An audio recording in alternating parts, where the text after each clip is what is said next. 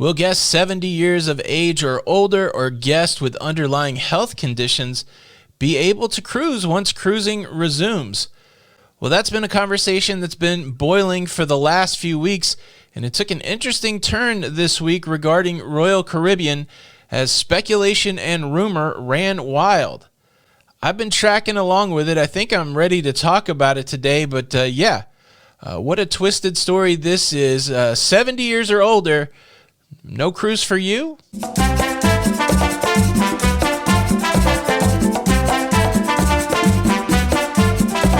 Hey, what's up, everybody? Welcome back to Lido Loca. This is the Lido Loca Cruise Show. My name's Tony. I'm your host. If you enjoy travel and cruising content, please consider subscribing with the notification bell on. Well, if you remember, right when cruising was suspended in early March, the CDC provided some guidelines to CLIA, the Cruise Line International Association. That is the industry association that helps set policies for the cruise lines here in the United States. CDC talked with CLIA, talked with the cruise lines, and they came up with a set of guidelines. And so for that second week in March sailings, right before the suspension, there were policies put in place that said people who are 70 years or older need a doctor's note to sail, and people with underlying conditions, they would be denied boarding. And everybody's had the question, will those continue going forward? Well, that conversation exploded on the internet about midweek last week when there started to be posts showing up in cruising communities on Facebook with screenshots of what looked like Royal Caribbean holding fast to the 70-year-old doctor's note and people with underlying conditions not being able to sell stipulation on their website. Now, honestly, I looked at a lot of these posts and I could not find what I saw posted by people speculating that this would continue going forward. I could not find that on any Royal Caribbean website. I think the rumor got to such a head that Royal actually spoke out about it, and let me try to track along and tell you what happened along the way. And really the easiest way to show this to you is to jump into the websites as I describe the conversation. So we start our investigation here over at Royal Caribbean blog. This is a very well-respected blog, a fan blog, not associated directly with Royal Caribbean, but Matt over there does a great job. And so first, this is really the anecdotal evidence. All of those rumors swirling around. Would people with pre-existing conditions, would people 70 years of age or older have some sort of trouble boarding a cruise when cruising resumes?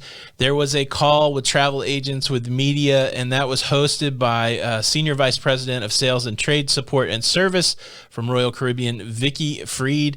And in the very beginning of this call, she says that we found out that CLIA, that's the Cruise Line International Association, did actually change the requirement on April the 3rd. So a health form is no longer required from travelers ages 70 plus, nor are there restrictions for those guests with underlying health conditions. Now, since this call and since this information's come out, I've seen it reiterated in a couple places. No restrictions on 70 plus, no restrictions on people with underlying health conditions. Oh, happy days. Oh, happy days. And so I just wanted to verify what I read and what I heard from this article and others. And so I went over to CLIA and I started looking for this April 3rd health notice just to verify.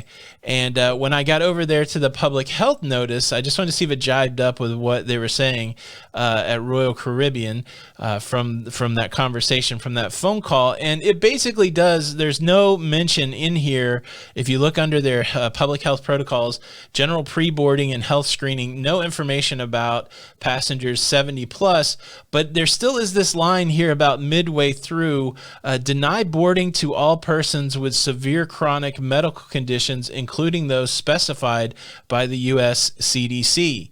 So the first part of what she said was spot on. I don't see anything about 70 plus, but I still do see this line in here about pre-existing medical conditions, and maybe it's not changed, but this is the April 3rd update referenced.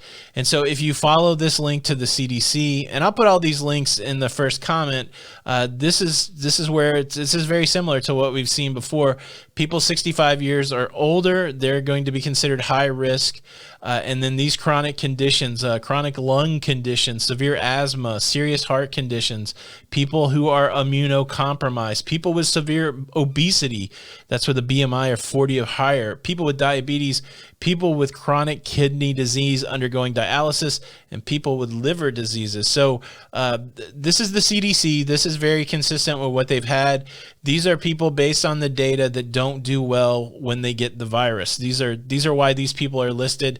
They're not being singled out for their age. They're not being singled out for any other reason than the data that's been collected so far during the pandemic. The data reveals that these are the people that struggle the worst when it comes to coronavirus.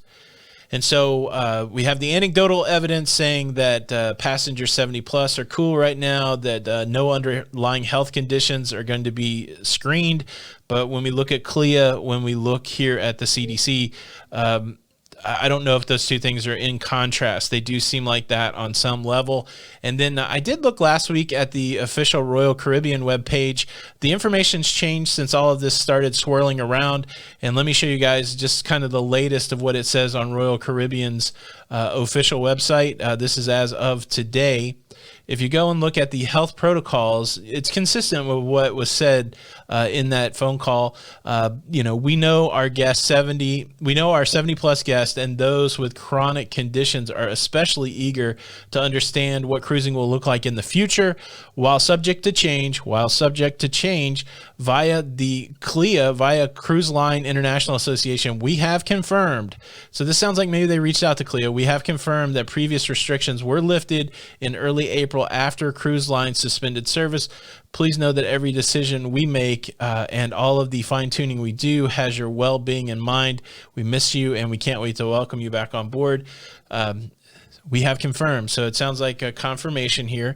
And I'm not disputing that. I'm just saying that the supporting evidence on some of these other websites doesn't seem to line up. And then one last piece of information I wanted to throw in there, and I do have some commentary on this, whether I think this is fair or not, or the right thing to do to restrict people. I will talk about that in a second. But in my mind, I'm like, okay, if people that are 70 plus, how big a chunk are they taking out of the cruising market? You know, there's stereotypes that say, oh, cruising is just old people. This is a good article that was written in 2019 on the Cruise First blog. They compile data that was put out and that talks about the demographics of cruising. It talks about the age of cruisers, and they have a couple charts here that they included from that research. If you look at the average passenger age group, they have data for 2018, 2017, 2016. You'll notice that the four big demographics, they all live there in the teens. If you look at 70 plus, it is 14% in 2018. None of these are really kind of winning the day, but if you could draw the conclusion that once you hit 40, that's going to make up the bulk of the cruisers, 40 to 70 plus. But if we're cutting out 70 plus, it looks like you're going to cut anywhere between 14 and 15% of the cruising population. This article does go on to say that in all three of those years, the average cruiser age is about 46.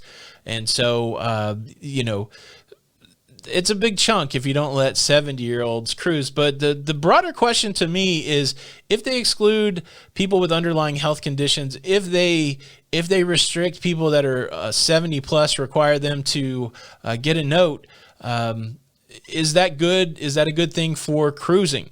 And I want to dig into that a little bit because I've got some interesting thoughts on that.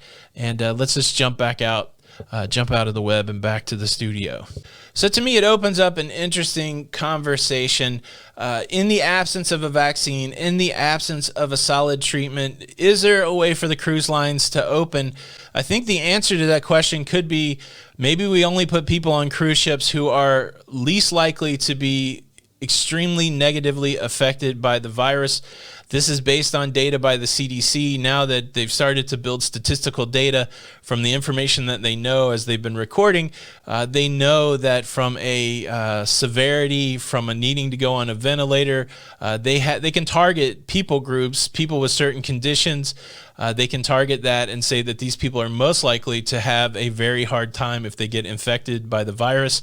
It could be a situation where for the cruise lines to open up, to start testing cruising again, maybe they only put people on the cruise ships that are less likely to be negatively affected by the virus. I do think that's the conversation that's going on. I don't know whether that's fair. Those are ethical conversations that we could have, but maybe from a straight data perspective, if you're going to open cruising back up with a limited amount of guests anyways, why not exclude the guests that are most likely to have a hard time with the virus? It makes sense on paper. Again, another whole emotional component to that, and I would probably be excluded from cruising. I don't really want to be excluded from cruising, but I can see the thought process there. That's the question for the comments. Does it make sense to only cruise with people who are the least likely to be affected by the virus based on the information that we know, or is that just too unfair? Would you rather cruising not happen? How about that? If you had to make the hard decision, no cruising until there was a vaccine, or we could try cruising with people that are least likely to be the most affected. There's layers of that conversation too, because you still have to come up with what to do if there's another outbreak, and how do you keep people from coming back home. There's a lot to go there. I understand that. I've linked all of the articles in the first comment. Please leave a comment. This is an interesting conversation to me. And what's interesting is how rumors go wild. And again, to me, all of this doesn't add up. I think it's still wait and see. We're going to see this change over time, but at least from my sleuthing, that's the latest convoluted answer to that. I did do some speculation on ways to restart cruising. You might want to check that video out up here. And then this video, YouTube really thinks you should watch it. Please show your support for the channel by hitting the like button. Again, my name's Tony from the Lido Loca Cruise Show.